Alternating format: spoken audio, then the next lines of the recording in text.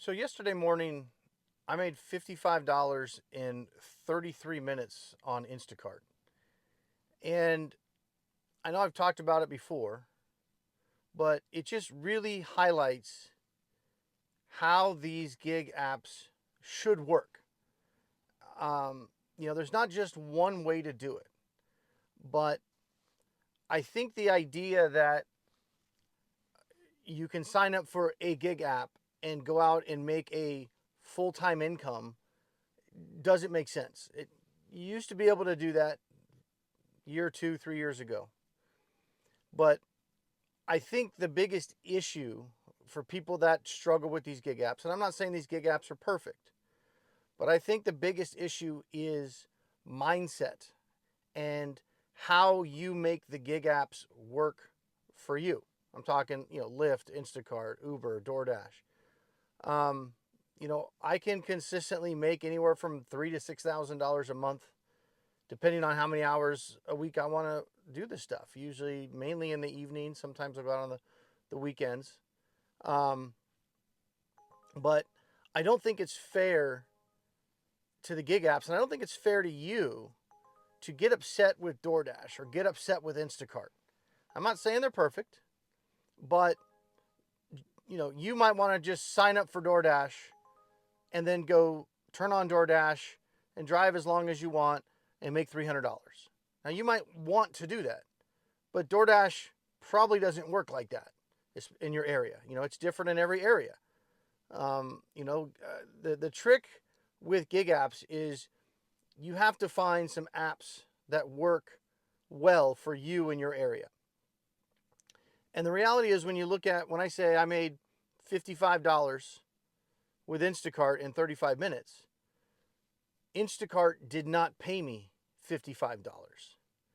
Instacart, I can't remember exactly, but Instacart, I think, paid me $6.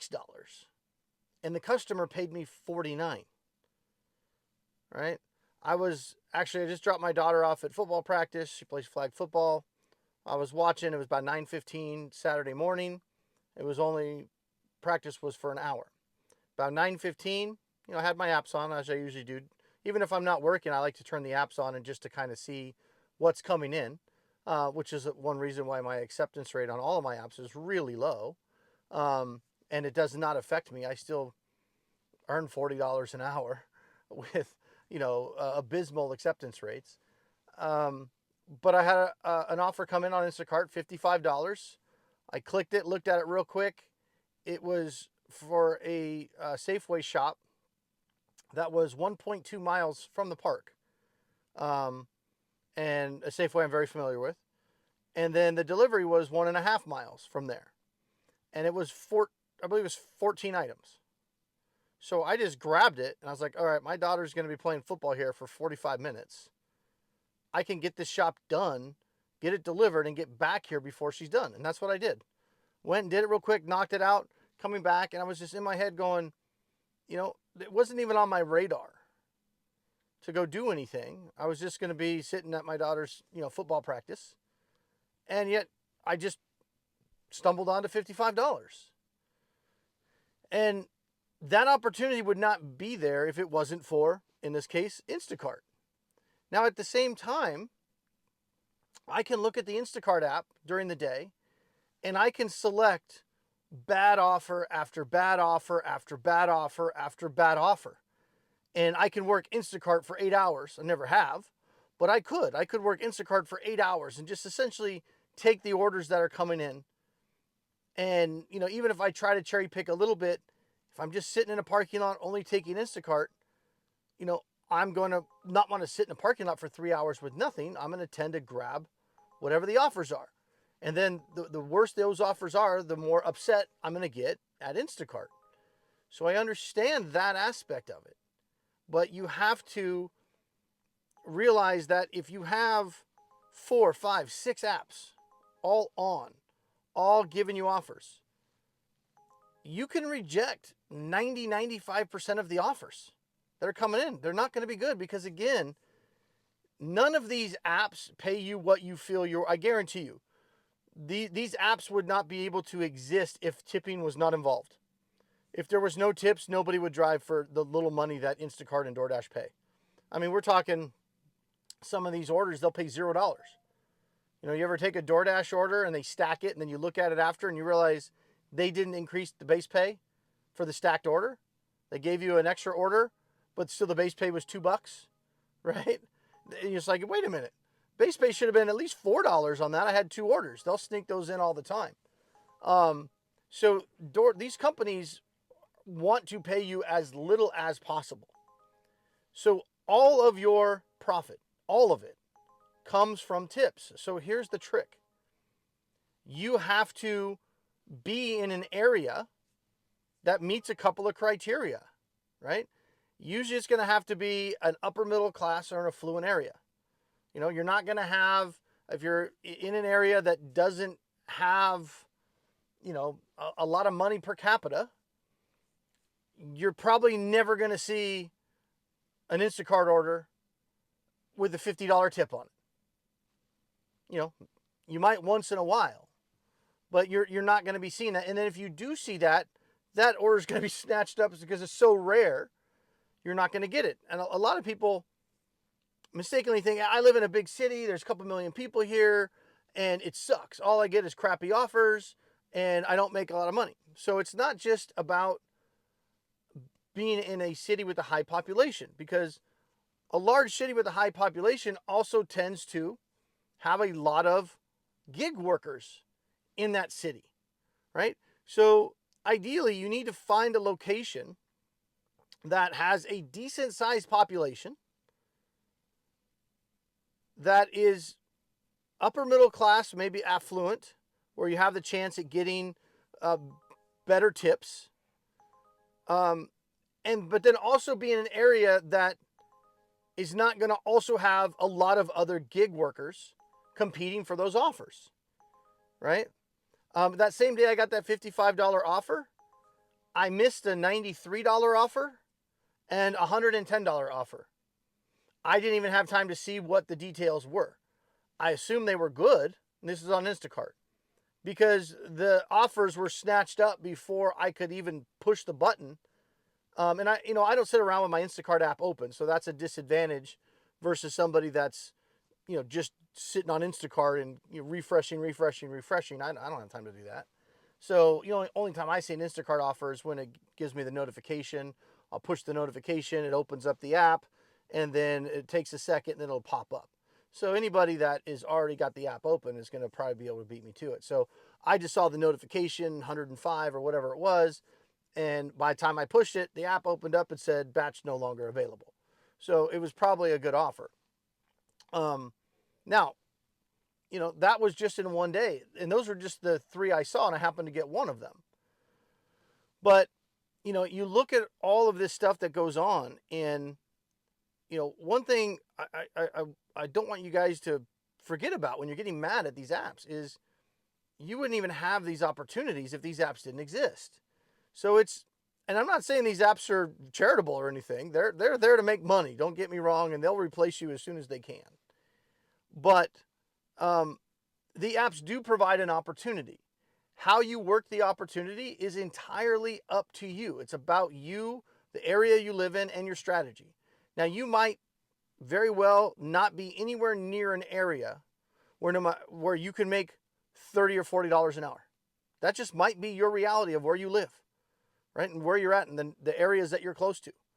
Now, if that's the case and $25 an hour is about the most you can make in your area, then that's just got to be your reality. And you try to maximize and make as much as you can in that area, but don't just get discouraged if you can never make $40 an hour. Because, again, whether you make $25 an hour, $30 an hour, $40 an hour, that's 100% based on tips. It's 100% going to be based on tips and how much competition there is with other drivers for those tips. What time is it? I'm waiting for a Walmart. Let me see real quick. So here's the big takeaway. For me, the biggest issue is most drivers have the mindset that they work for DoorDash, or they work for Instacart. Instacart's not doing this for them. DoorDash is not doing that for them, not paying them enough, not doing this, not giving them good enough offers. You need to switch the mindset. In order to be successful at these gig apps, you have to switch it. You do not work for DoorDash. You don't work for Instacart. They work for you. Okay? They work for you. And here's what they do. You're an independent contractor. You are an independent courier. You have your own business. That's what it is. All of these apps simply provide leads to you. And you get the opportunity for free. It's the greatest deal ever. You start this business and you don't have to advertise. You don't have to spend any money to attract potential clients. You don't. It's awesome. You partner up with Instacart, DoorDash, Uber, Lyft for free. They don't charge you anything. And you just say, hey, send me some people that potentially need the service that I offer as a new business owner, right? And you literally just get to pick and choose. There's no consequences. It's not like you're buying leads and every time that they send you an offer, that costs you $1, right? You don't have to pay for that. If you think of this as you're an independent courier, which you are, and these companies are just giving you free leads, how could you possibly get mad at them? Even if they don't give you any good leads that you want to take that day, it didn't cost you anything, right? And there will be some diamonds in there. But you know what? When it's hard to find the diamonds, when you're constantly taking the duds. You're constantly accepting the duds. Because guess what? When you accept a crappy Instacart order that's 60 items for $25, going 10 miles, but you've been sitting in a parking lot because all you're really doing is Instacart. It's a slow day. And you go, oh, this sucks, but it's better than nothing. And now you're in the store on this spending 2 hours on this $25 order. That takes you out of the pool. Now, who knows what kind of orders you missed while you were in there. So I think it would help a lot if you just change your mindset to where you go at this as, hey, these gig apps are just providing me leads. I'm gonna take a look at what they're offering today. I'm gonna take advantage of anything that looks good, and I'm gonna leave the rest. Leave the rest for the other drivers that don't understand how this stuff works. This is not a scenario where you are an employee of DoorDash and you just drive for DoorDash. DoorDash doesn't pay enough money, right? Why would you want to do that? I just got done. I had a $22 6-item Walmart Spark shop. I was at my house watching a movie with my wife. It was only $22, but it was Sunday evening, and I wanted to drive for an hour or two. And so I said, you know what? It'll get me out of the house. I'll come do it. So I came, did the shop. While I was in the shop, I got an $11 2-item Instacart at Sprouts grocery store, which is literally right across the street from Walmart. Okay? I accepted that while I was checking out of Walmart. Got it was, I think, 5 or 6 items, Walmart. Put those in the car, drove over to Sprouts. It's just 2 items in Sprouts. I was in Sprouts for literally, the shop took me 3 minutes, another 3 minutes to check out. I was in and out of there in like 6 minutes. While I was in there, I got a DoorDash delivery to a pizza place that was only about 2 miles past the Sprouts delivery where I was. And then the drop was on the way to the Walmart delivery. Okay? Now, so I accepted that. Now, when I did the Sprouts shop, it was only a 2-mile delivery, actually a 1.5 mile delivery. Super easy for $11. I was right there. I dropped the Sprouts, got an Uber Eats $6 offer. Normally I wouldn't take $6.50. No, $7.25 is what it was. The first pizza offer from DoorDash was $9.75. Okay.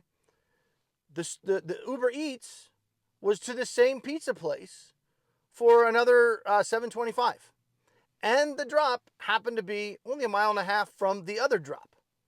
So after I dropped the Sprouts, I know this kind of seems complicated, but once you get used to these apps, it's quick, it's normal. It's like, okay, I'm going to go here, and you know your area. It's Sunday evening, so it's not crowded. Streets are fairly clear, right? Shot up to the pizza place. Got both orders. One of them was ready right away. The other one took about 3 extra minutes. No big deal. I had to wait for it. Got both of those. Drove down. Dropped the first one. Dropped the second one. And then went and dropped the Walmart order. Right? I shopped the Walmart order and then did a Instacart shop and deliver and a Uber Eats pickup and deliver, along with, together at the same restaurant, a DoorDash pickup and deliver. And then I got everything done. And I forgot actually to turn off my tracker, but all of that was done in an hour. All of it, okay? So I took a $22 order. Now, if I was just driving Walmart Spark, I'd have made $22 and then I've been sitting in the parking lot. I'm in the Walmart parking lot right now. There's nothing coming in. So I'm shooting the video. Okay. If you're just driving Walmart Spark, you come out, you leave your house, you make $22, and that would have been all I made so far. There was no other offers that I've seen. Okay. But instead, I made 22 there. I went and made an 11. That's 33. Then I got the 975. So that's 40. Let's just call that 42 and change. And then I got the 7 on top of it. That's $50. It's rounded up to $50 in an hour, right? But in that hour, I did one delivery, essentially, for 4 different apps. I made my own $50 in that hour. You are not going to be able to do that. And if you think about it, none of those 4 were, in and of itself, anything spectacular. You know, a $22 shop at Walmart, that's, you know, nobody would complain. It was a 5-mile delivery for 6 items. A lot of you would say, well, that's great, you know, but it was not spectacular. And by the way, they're real and they're spectacular. You know, $11 at Sprouts. Normally I won't even go on a shop and pay unless it's at least $20. But I looked at that and I was like, I'm gonna be in and out of there in 3 minutes, and it's right across the street. The $9.75 DoorDash. Normally, I don't do a DoorDash Uber Eats unless it's at least $10. But again, I was already pretty close to the restaurant. The delivery was on my way. I was already out anyway. I was like, okay, I'll do it. And then I got lucky and then got that Uber Eats for only $7.25 for the same place, which in and of itself, I would never have gone and done that. Like, if I was at home, I would have never accepted that $7.25 to go to the pizza place and then go deliver it. If I was at home, I would have never accepted the $9.75 DoorDash to get that pizza and deliver it. If I was at home, I would have never accepted the $11 Sprouts. But once you get out and you learn how to get these apps open, and again, these apps work for you, not the other way around. During that time, I declined a whole bunch of offers. You have to learn how to decline. That's the way this stuff works. You know, it's hard to cherry pick if you're accepting bad orders. But that's a perfect example of how I essentially manufacture my own $40 an hour. Right now, does it work every single time? No. But week in and week out, I can't remember the last time, and I track everything. I can't remember the last time I've had a week where I made less than $38 an hour. You know, some weeks I work 10 hours. Some weeks I work 20 or 25. It just depends on what I got going on and how I feel about it. But, you know, I can make an extra, you know, $2,500 to $6,000 a month, depending on how many hours I want to put into it. But I'm usually right at about $40 an hour. And that's not me going, well, I just sit around and wait for $50 Instacarts that I can knock out in an hour. Now, when I get those, I take them, of course. Today I had a $43 Walmart Spark that was 40 items going 2 miles. Well, Walmart, I can shop very quickly, right? My current dash has been paused. Oh, probably. Yeah, I'm doing these films. I'm missing orders right now. So anyway, here's my big takeaway for those 2 people that made it this far in the video. If you just flip the mindset, I think you'll find a lot more success, right? If you just take yourself out of the I work for DoorDash, I work for Instacart, they work for you. They're providing you leads, and it doesn't matter if they don't give you anything good. You just don't take anything, okay? But gig work is a part-time deal. You could try to make it a full-time deal for a short amount of time, but it's just going to keep getting lower and lower pay. It just will, right? it's a trend that's going lower and lower and lower. It's not all of a sudden going to start paying you more. Okay, so you have to get something else going, and then hopefully something that still allows you the flexibility to still make this extra money. And when you take the pressure off yourself of having to make a certain amount of money, it frees you up to be able to say no to bad offers and bad orders. And when you get freed up to say no to bad orders, you're available for when the good orders come through, and you end up making more money in less time because you can have the ability to say no and wait for those good orders because you're not relying on that money to pay the rent. Okay? Hopefully that helps you out.